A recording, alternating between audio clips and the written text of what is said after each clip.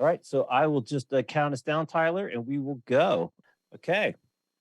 3, 2, 1.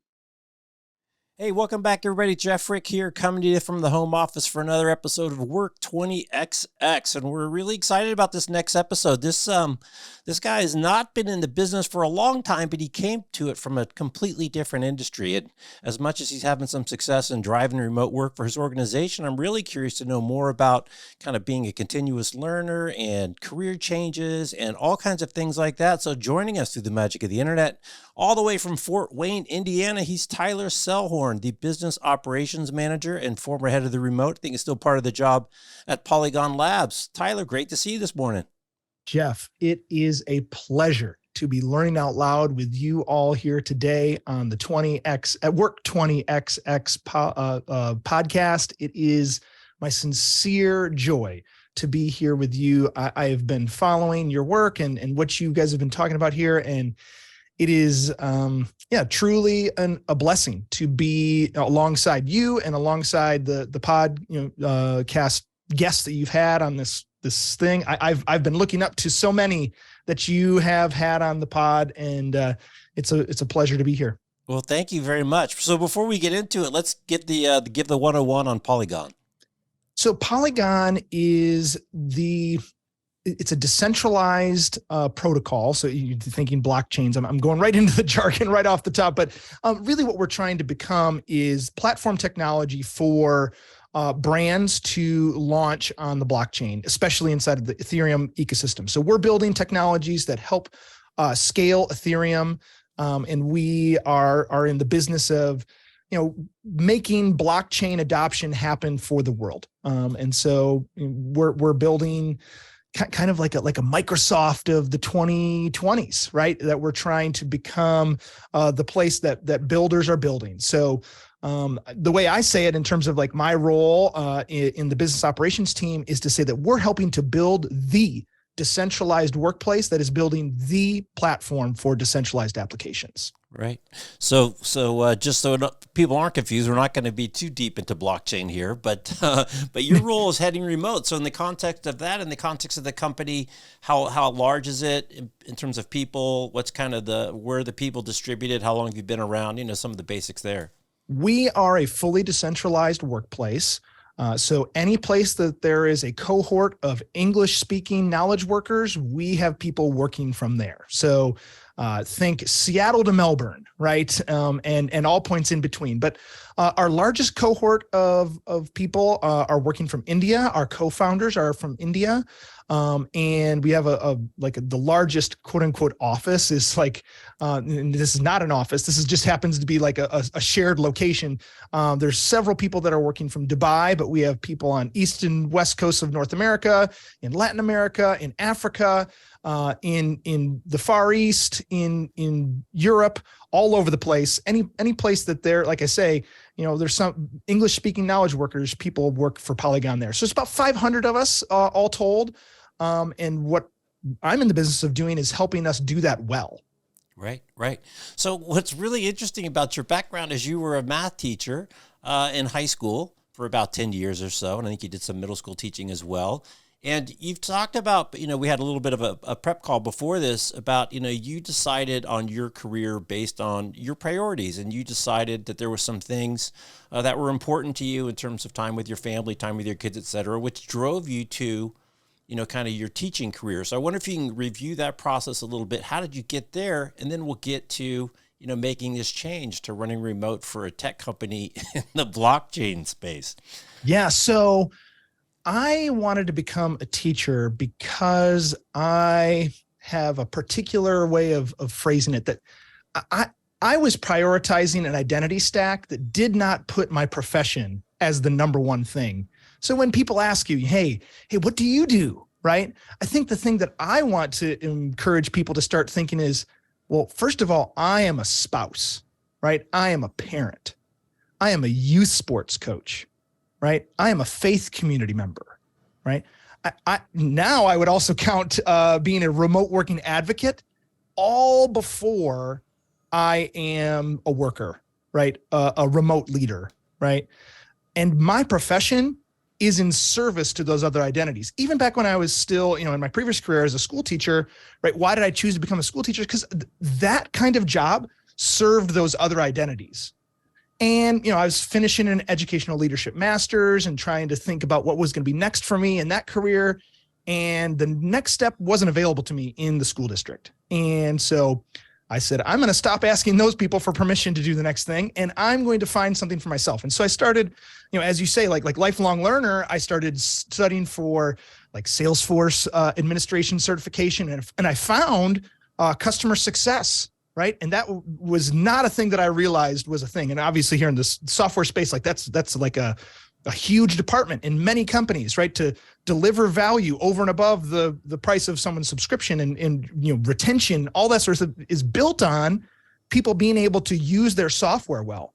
And so what I did is I said, okay, well, I'm going to make this change. I'm going to stop being a technology oriented teacher. And now I'm going to become a teaching oriented technologist. And I kind of put that together. I got promoted and started leading a department, and, I started podcasting in the space, and, really became someone who is like thought of as like, here I am talking to you, Jeff. It's amazing to say like, okay, if I stop like linking my vocation to my location, if I decouple those things, right now I can become friends with anybody.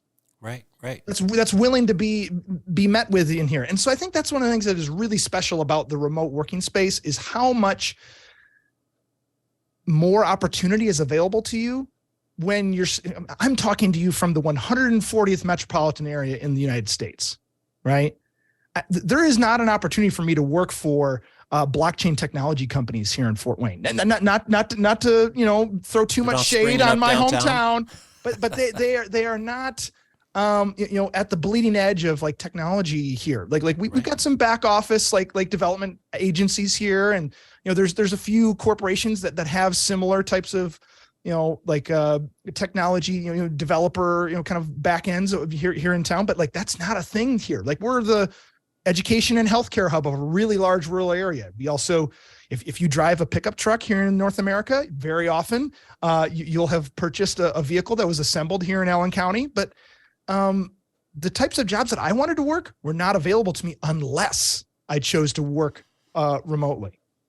So there's so much here I want to unpack, and I'm just going to hold the remote thing for a minute, and we'll get there. But I think it's really important, right? We're going through some tough times right now. A lot of people are getting laid off.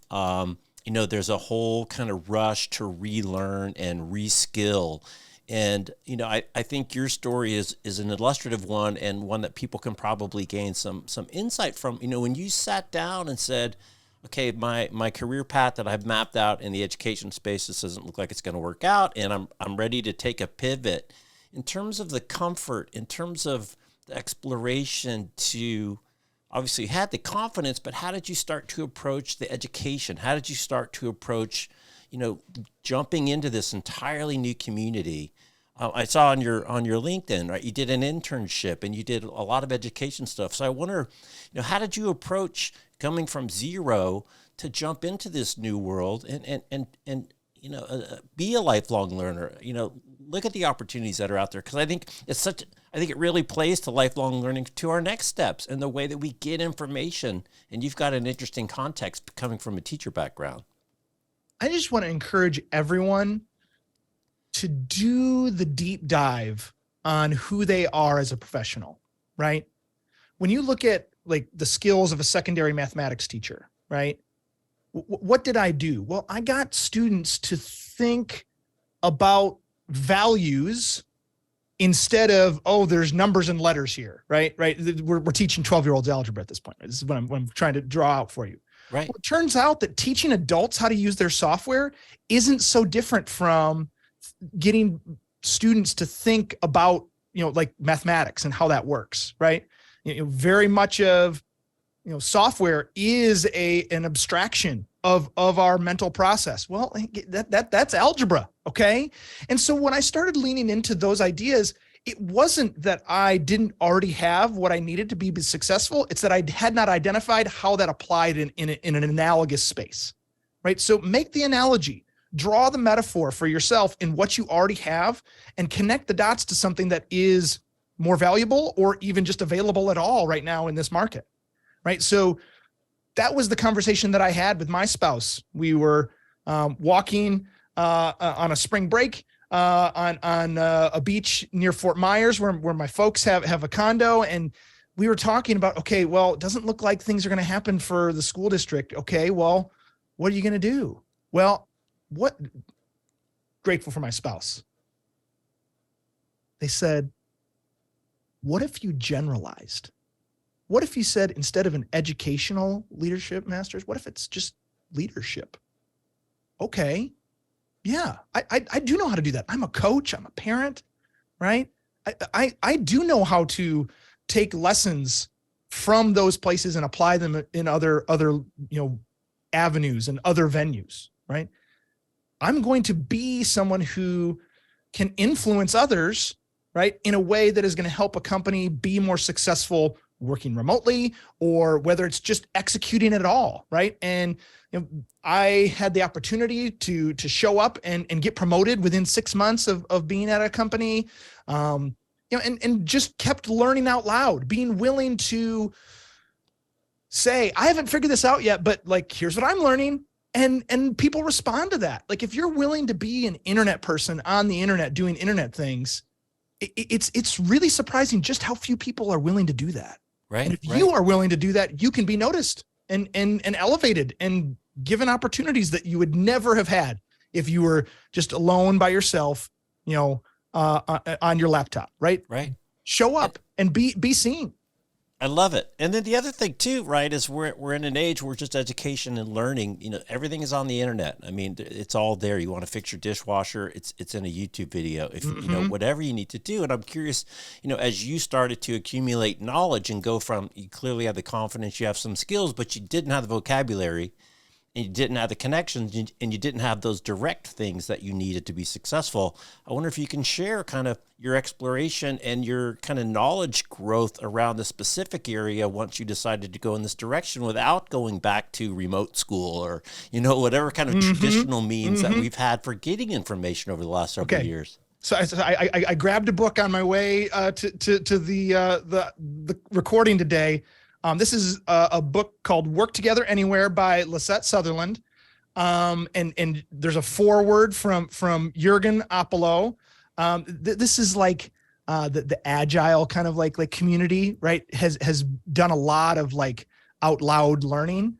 And so I get just like, you start getting those people into your feeds, right? I've listened to the entire archive of Lisette's podcast, right? There was several like very specific customer success podcasts that I listened to.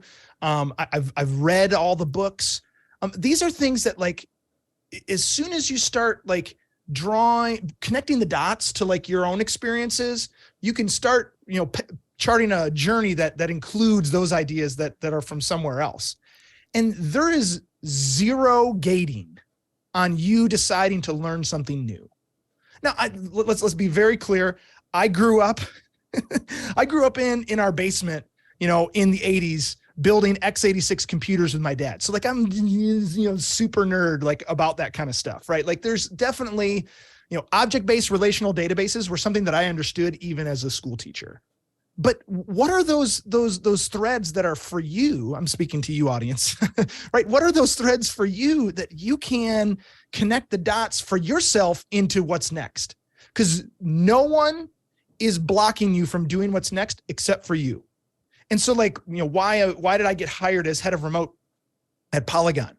Well, it's because the summer before, had started a website called headofremote.xyz, built and maintained by, Tyler Sellhorn, right? And then here's all the other people that I wanted to be like, right? Here are my North Stars, right? Including, past guests on your show, like Darren Murph and Tracy Hawkins, right? Right. These are people that are like, I've been following and engaging with and trying to make friends with online. And now I am friends with them, like literally friends, like I've shared beers with Darren Murph in Berlin, right? Like, these are things that like I appeared on stage with that person. And so it's not that you can't do those things. It's that you haven't done them yet. Right. And so, educator stuff, right? Like, so I'm a huge fan of Carol Dweck, right? And, growth mindset, right? The power of yet. I have these links like in my clipboard manager that I share with people all the time, right? As soon as you change from I can't do this to I can't do this yet, right? It unlocks the opportunity for you to learn how to do it, right? Almost none of what you see in the world is immutable and unchangeable, right? We oftentimes see a building get built, right?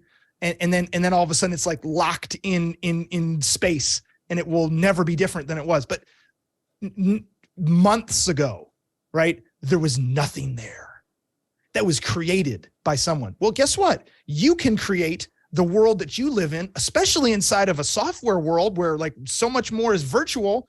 Well, what did I do? I created that website that said, my name is next to the heads of remote. Well, and by golly, that's what happened. And I think that it's not like this, woo-woo, manifesting stuff. No, it's like, I'm going to learn how to do that. And I haven't done it yet, but I will soon. Right. I just think it's such an amazing time in terms of just the open source ethos. And you mentioned Darren, who's, one of the best and one of my main entry points into this space, interviewing him years ago, and the fact that everything is published and is open source and that they share best practices, whether that's for meetings or communications. I mean, even to the specifics of giving you text for an email in which to help you I became a successful remote job seeker, remote job worker, and remote leader because of the GitLab handbook, because of Jessica Reeder and Darren Murph's work in publishing the Remote First Playbook, right? That is how I became this person speaking to you today, is because I was willing to jump into the deep end and learn how to do it from the very best. That is available to everyone. No one is telling you can't do the next thing except for yourself. Right. Forget permission. Forget, like, just start doing the things that you intend to do. And by golly, people are going to notice, look at that person. They're doing the thing that we need in our company. Right. It's a matchmaking problem. It's not a worthiness problem, right? You are the top one for some company that's working remotely, right? It used to be that you had to live within, 30-ish miles of a headquarters to be able to work at a company. That's not the case anymore, right? So start mapping who you are to very specific things. Right. So then you took it up another level, and then you didn't start the podcast, but you jumped into the remote work podcast, I think at about episode 30 some odd out of 80 some odd. So you've done over 40 episodes, 50 episodes. Amazing. So tell us a little bit how you got involved with that, and what a fantastic opportunity now to sit down with these same leaders that you keep talking about. And now you're not reading their docs on the website. You're sitting down with them and having these great conversations. And I've listened to, I haven't listed the whole library yet, but 80 episodes I'm working my way through. Well, the remote show from We Work Remotely, shout out to Matt Hollingsworth and the team there at We Work Remotely for getting started learning out loud before I showed up with the thing. But I noticed that it had started out as a weekly show, and then it was a monthly show, and then it was a sometimes monthly show. And I just pitched them straight up. I recorded my voice and pitched them and said, hey, I should be your host. Looks like you don't have the capacity to do that anymore. And I would love to, put my name with your name, right? The Remote Show. We Work Remotely. I was working in, a B2B SaaS company that was enabling remote work. I wanted to put my name out there, like not just for me, but also for my company. And I think that's one of the things that is interesting, is that because of the internet and because of personal computers, you can create, you can build, you can demonstrate, you can show without anyone's help, right?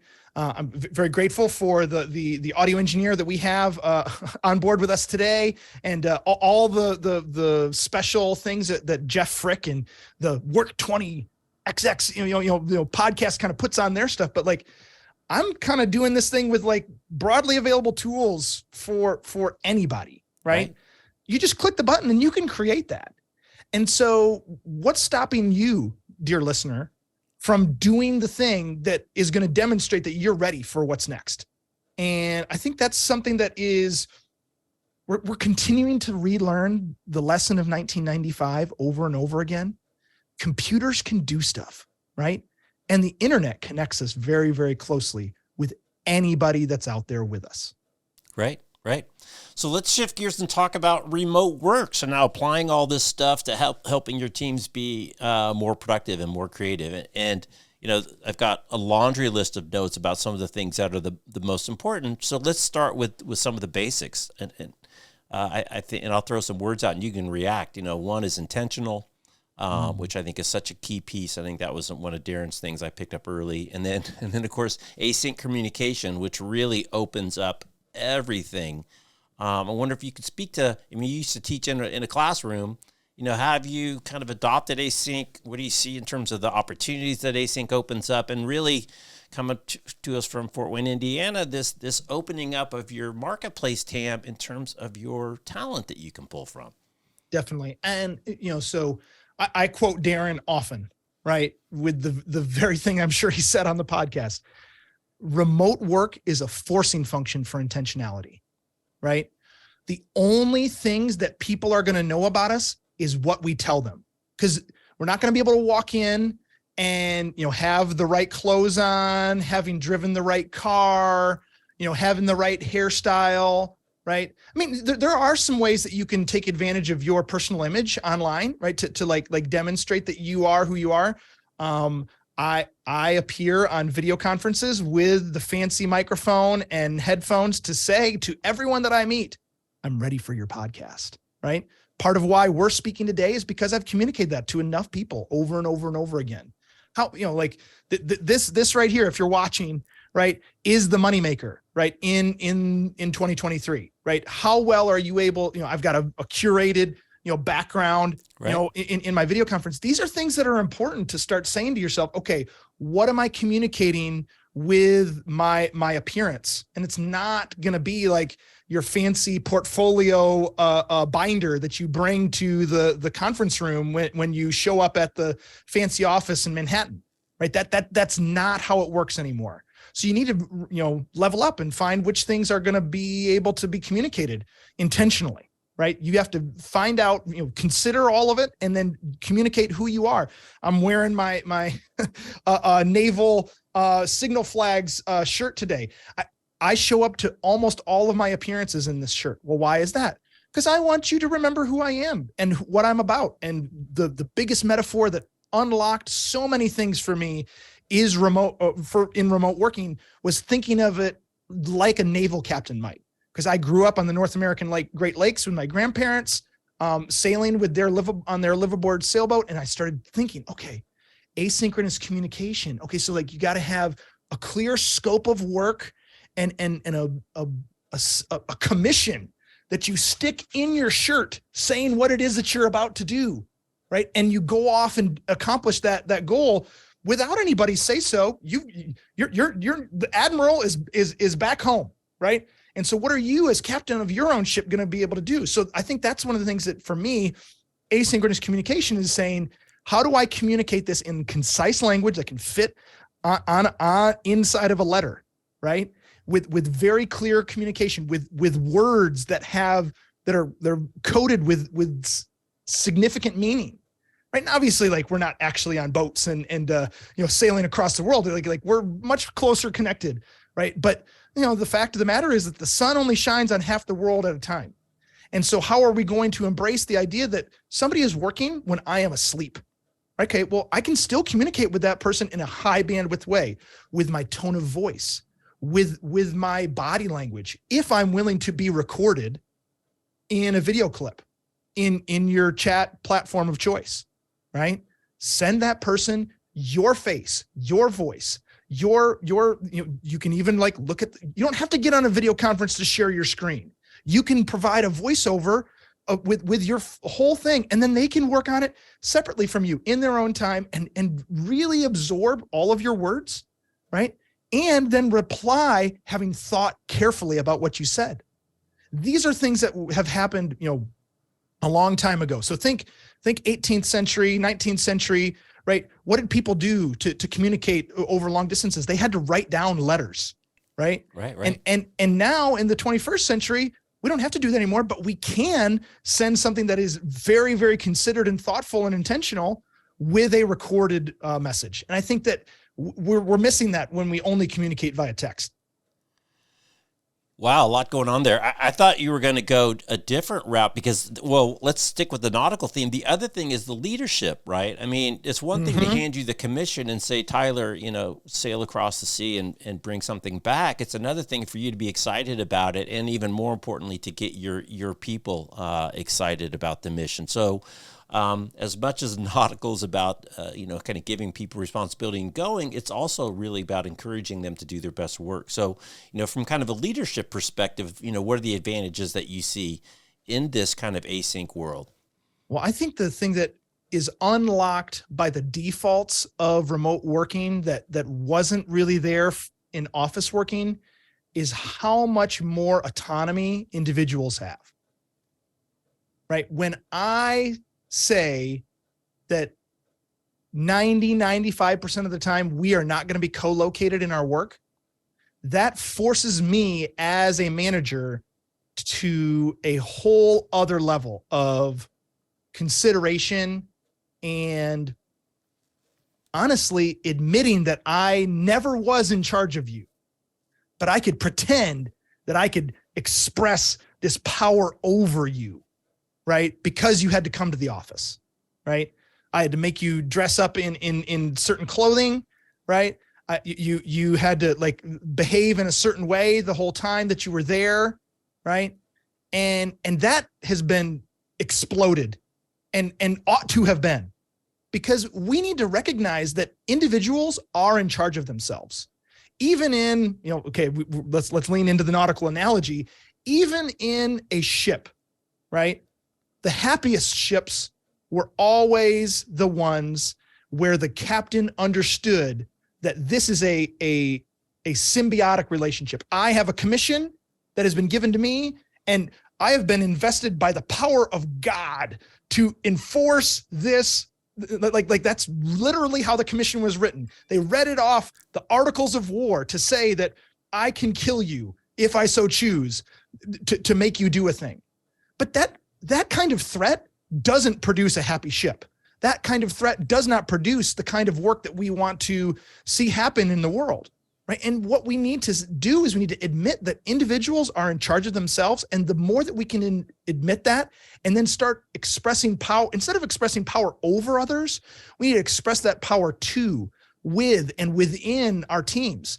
And when we are invitational in that way, we will end up learning, oh, they do want to be a part of what I'm offering.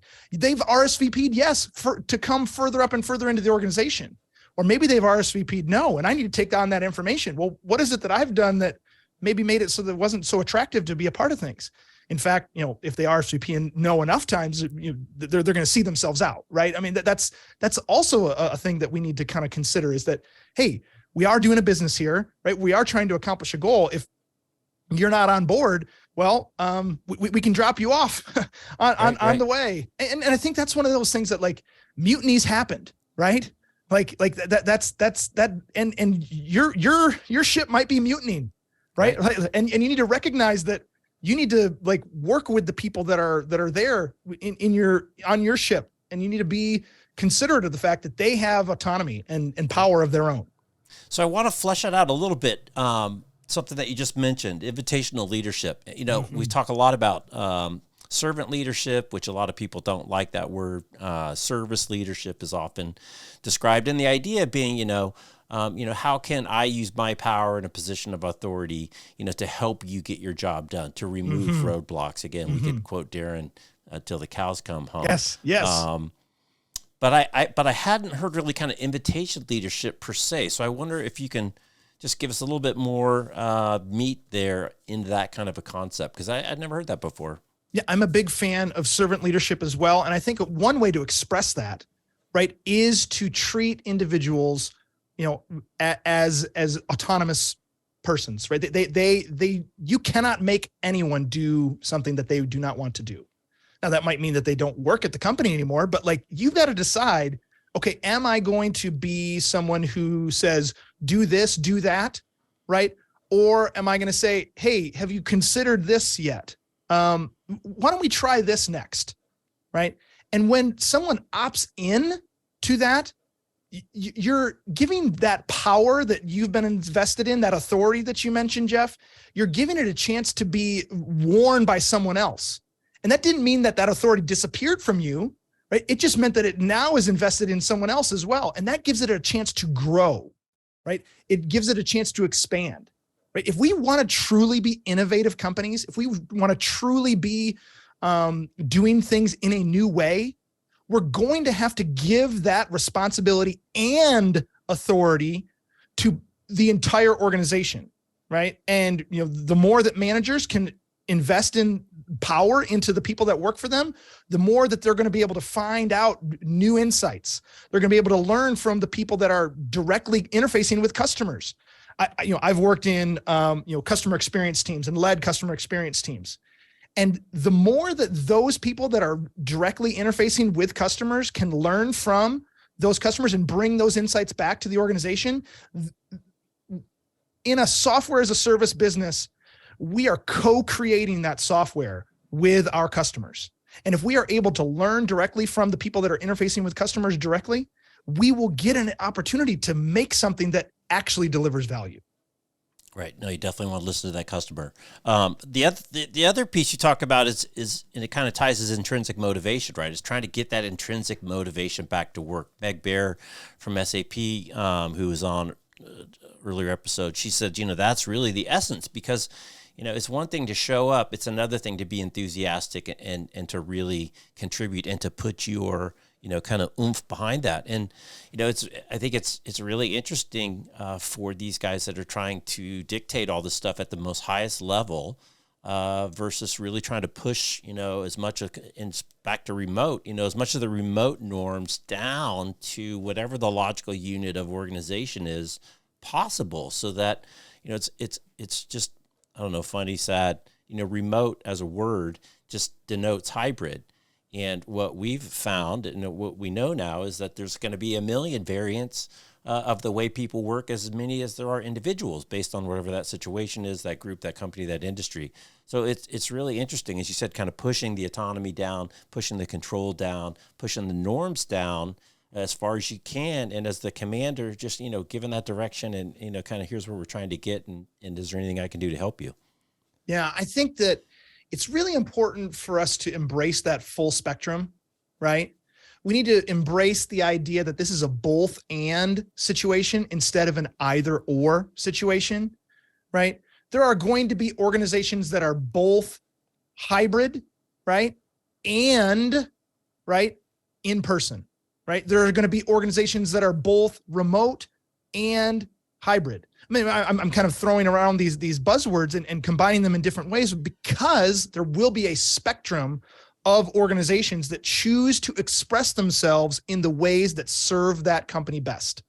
And the ones that do not think about this, the ones that do not consider and make decisions with intention, as we've been suggesting, those are the ones that are going to find themselves, spinning their wheels, doing the same thing over and over again, having the same conversations again and again, and find them in the same spot next year as they were last. Well, why is that? Because if we don't embrace the idea that what we are doing, right, matches up with what we are saying, right, people will immediately have that clearly defined to them that these people don't know what they're talking about. You can't dodge it, right? There was a certain amount of inherent power being expressed over people when we told them they had to commute to an office, right? And now that they're able to work wherever, for whomever, we're recognizing that those times that people dismissed themselves and found a new opportunity, right? This is what the great resignation or reset or whatever you want to name it is about, is that people are recognizing that okay, I was working this job because I lived here, not because this was the best opportunity for me or for the company. And I think the more that we can live in that moment of saying, okay, we want to find the people that are well matched to our opportunities. And I want to find the companies that I am well matched for, right? The more that we can embrace that, the easier it's going to be for us to retain that talent and to invest, time and energy and learning and all the different things that go into that. And we're also going to find that there's talent that's available to us fractionally that was never available to us before if we're willing to work with them virtually too. Yeah, it's really interesting, right? Because the talent shortage is not going away. I mean, just recently they announced that the population of China went down.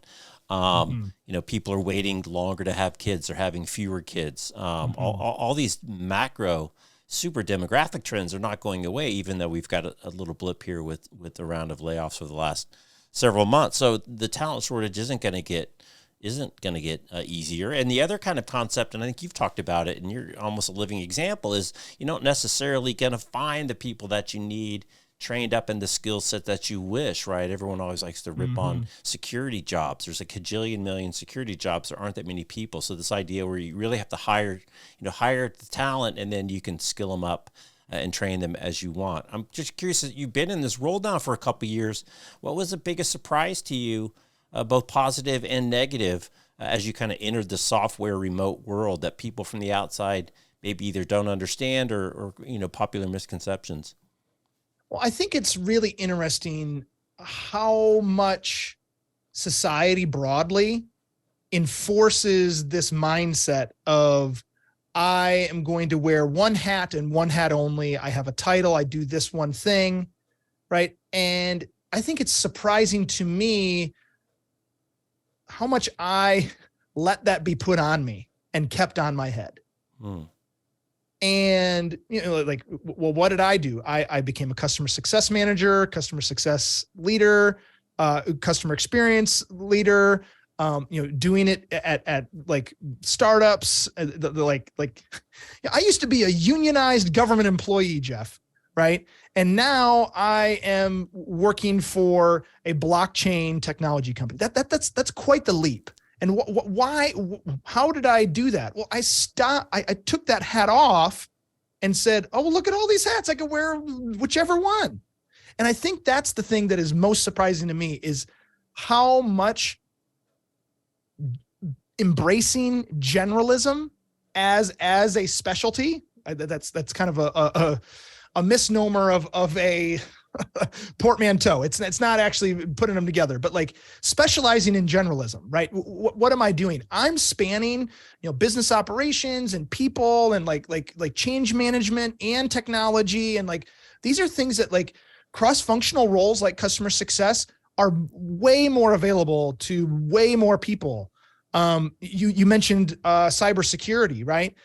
My very first remote hire was someone from Lagos, Nigeria, right, who took the customer support job that they started off with and turned that into the funds necessary for them to emigrate to New Brunswick and study for a cybersecurity job. And now they are working as a cybersecurity consultant for Deloitte in Canada.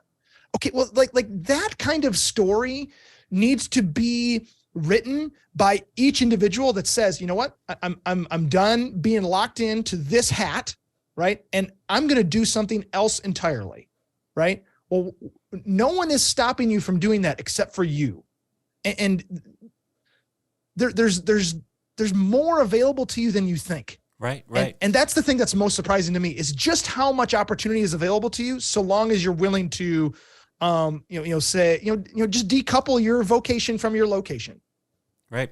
You made an interesting comment and actually it was when you were first taking over the podcast. You talked about curiosity over judgment, which I thought was really interesting. And if you can continue to have that curiosity, and you also said something that I think it comes across in your smile right now, unconditional positive support, right? And presuming positive intent. And I think those two things set you up so well to be able to enter an area where you have no clue. Starting out in terms of vocabulary, but going in with an attitude that I can learn. I don't have a clue yet, to steal your line. And there's all this open source material out there that I can read and consume. And I can even so interesting, right? You can actually touch people, like there was no way to touch an author before back in the day. And you could write a letter to the publisher in New York and maybe it would find its way to the agent. Now the fact that you can actually reach out and directly comment on somebody's social media post, which is how we got introduced on LinkedIn, and have that direct relationship, such a different world. And you're really taking advantage of this kind of open aperture if you're willing to kind of step through that screen. Yeah. I love that you called out curiosity over judgment. And I want to speak, again, to the audience here and to say that, like, you need to start with yourself about that. Lean into the curiosity about yourself. Step away from the self-judgment.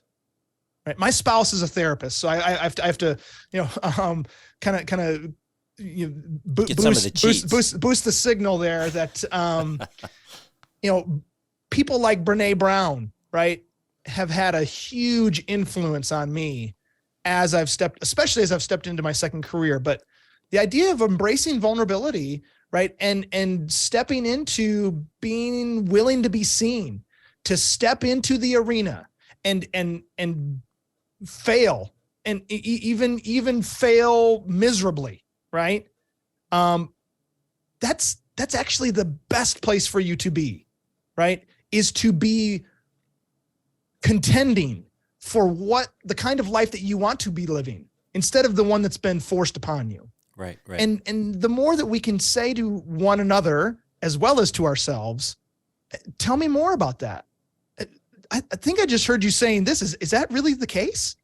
Instead of being, what do you mean? Why are you doing that? Right. Love it. The other piece that we share is we're both coaches, youth coaches. And I've talked to many people over the years. There's a certain satisfaction with that comes with accomplishing a goal.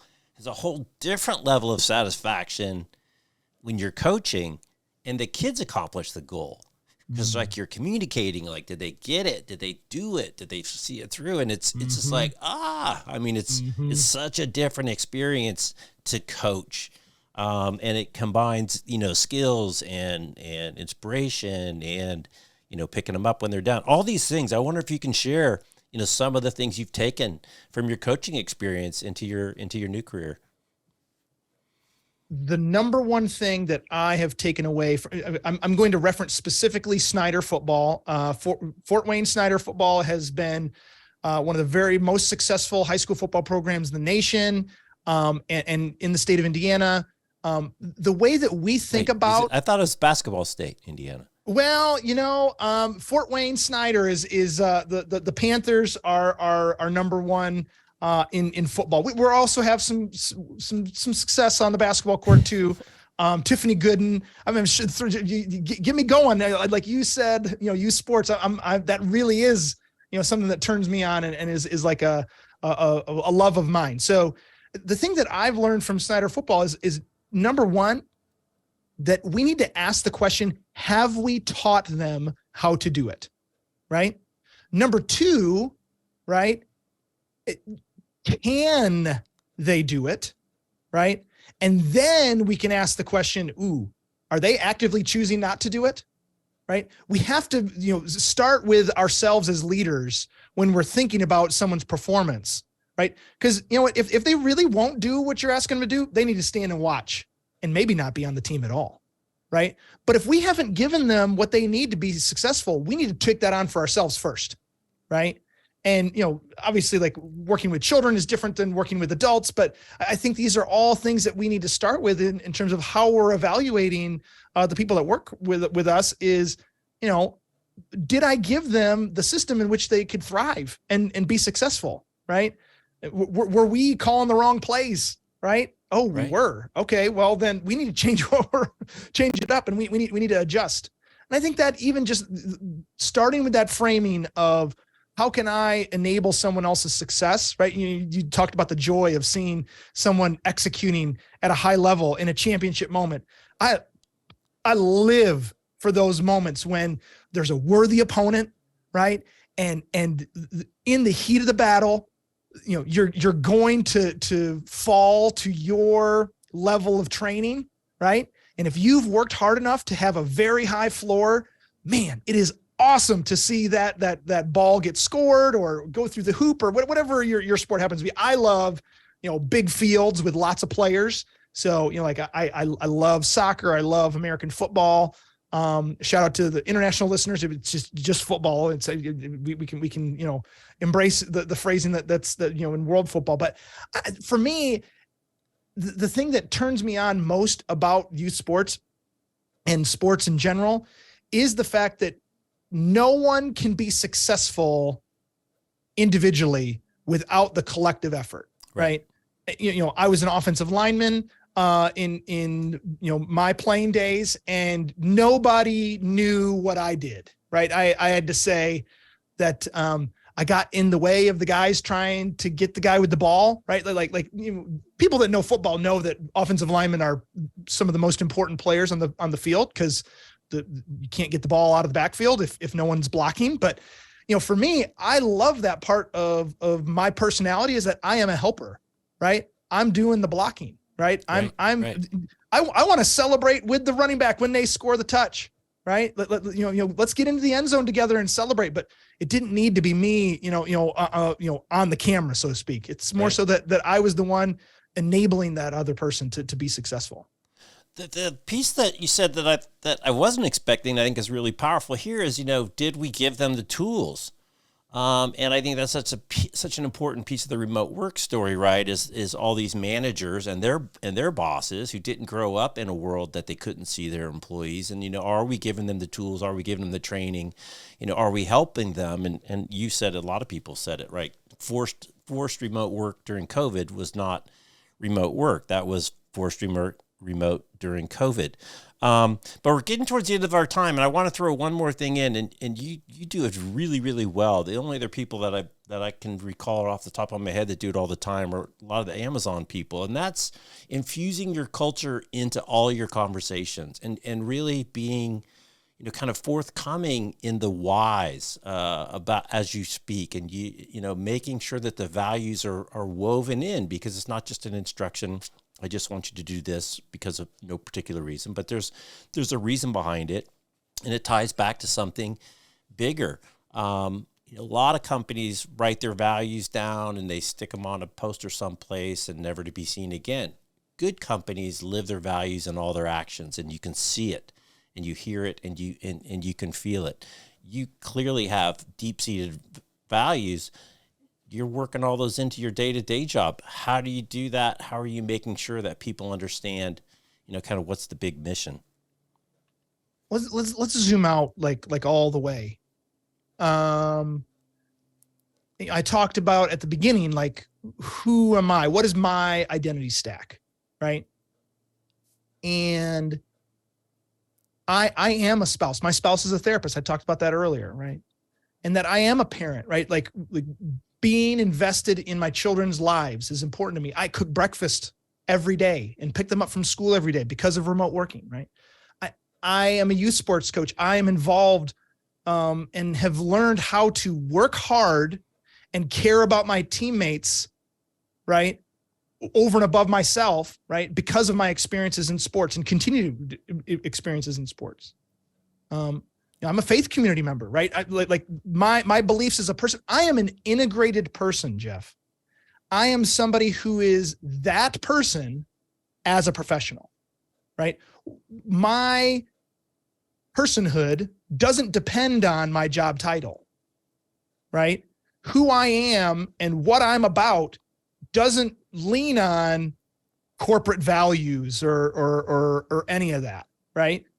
I'm looking for companies that are interested in that person being inside of their company, right? And I think that's one of the things that is my encouragement to anybody, right? Is to say, go deep on the introspective, go deep on the reflective. Think about who you are. Do you even know who you are, right? And that's going to give you a chance to be able to express an enthusiasm and joy that I get to express every day because I'm about this. Well, why am I about this? Because that didn't depend on me being at a particular location or job or space or any of that. I have chosen who I am before I've chosen what I do. Love it. I can't help but think of that kid's book with the guy he's got like 15 hats on, right? He's got the reds and the blues and the black and the stripes. And, it doesn't matter what hat you wear. You wear all the hats. It's kind of emphasize the one for the moment, but, we can be integrated people. I love that a lot. You drew out a really great quote from me. That was like getting to say it all at once right there was pretty special.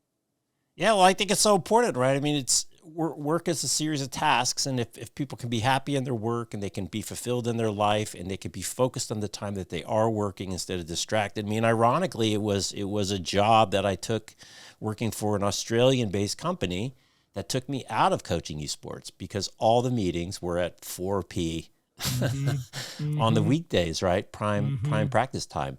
So it just always struck me like, why can't someone manage their own schedule that if they need to be at a parent-teacher conference from 3 to 4 on a Tuesday, just put it on the schedule and don't take any other meetings from 3 to 4 on Tuesday. I mean, you probably have a meeting at 4:30 and you probably had one at 2, but it doesn't mean that you can't manage your own schedule. And again, we'll just close on Darren, GitLab manager of one, be responsible for your own self. Well, I think that, I mentioned Lizette Sutherland and Jürgen Apollo. I think this is one of the things that we're learning from the best of, the agile community, right? And what they have, self-organization of individuals and teams is the way forward in this distributed environment, right?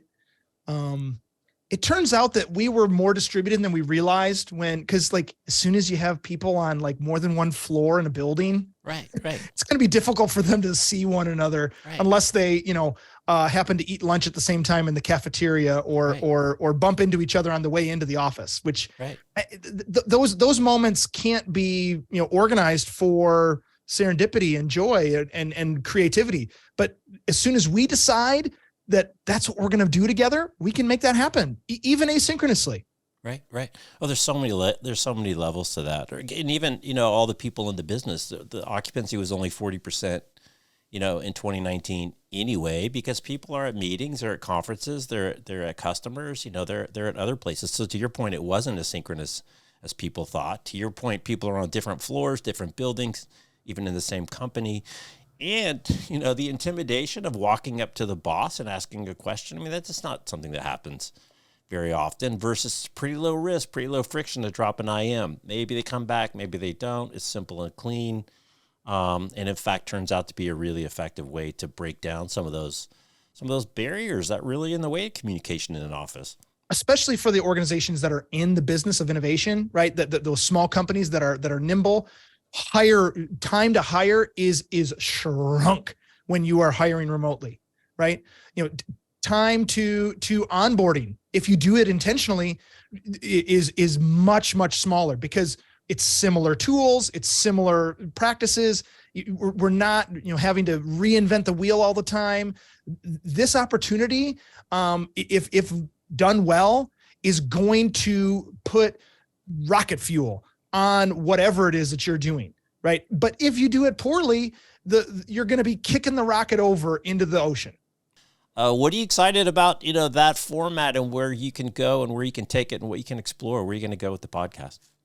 So we're getting ready to start talking to a whole lot more people. One of the things that I'm really interested, so hopefully, Jeff, enough people are listening to this here and you're saying, hey, that guy seems interesting. I mean, he's pretty enthusiastic about this remote thing. Well, I'm very interested in talking to people that have become remote since the pandemic and have chosen it for their lifestyle going forward. We've had lots and lots and lots of 2019 remoters, and we'll continue to have the 2019 remoters on the pod. But I'm really interested to learn from and hear from people. You can find how to pitch me to appear on the podcast on all the links that I'm sure Jeff will include in the show notes. But click on that and send me an email with a recording of yourself and be reflective about why it is that you've decided in 2023 and beyond to be a remoter. What makes you say, yeah, this is for me in the long term? In fact, I don't think I'm ever going back to an office. Yeah. Yeah. Well, I'm sure they will be coming out of the woodwork. So I'm looking forward to learning out loud with you. All right. Well, Tyler, it has been a treat, and thank you for spending a little of your time with us today. And congrats on making the career transition. Congrats on the podcast, and really congrats on having a good attitude about change and moving forward. I think it's something that a lot of people can benefit from, and hopefully a little bit rubs off as well. Well, it is my pleasure to drop the air horns on this episode with you. Enthusiasm is dope, Jeff. And there's nothing wrong with being excited about what you're doing and being invested in it and trying to do the thing, trying to accomplish your goals, right? It turns out that, giving a shit is high leverage, right? When you communicate care and concern for yourself and for others, people want to be around those types of people. Love it. All right. Well, thanks again. Thanks, everybody, for listening and watching. He's Tyler. I'm Jeff. It's Work 20XX. Again, we'll see you next time. Thanks for watching on YouTube and listening on the podcast. Take care. We are out. That's great, Tyler. Oh, thank you so much. Really appreciate you. That was super fun.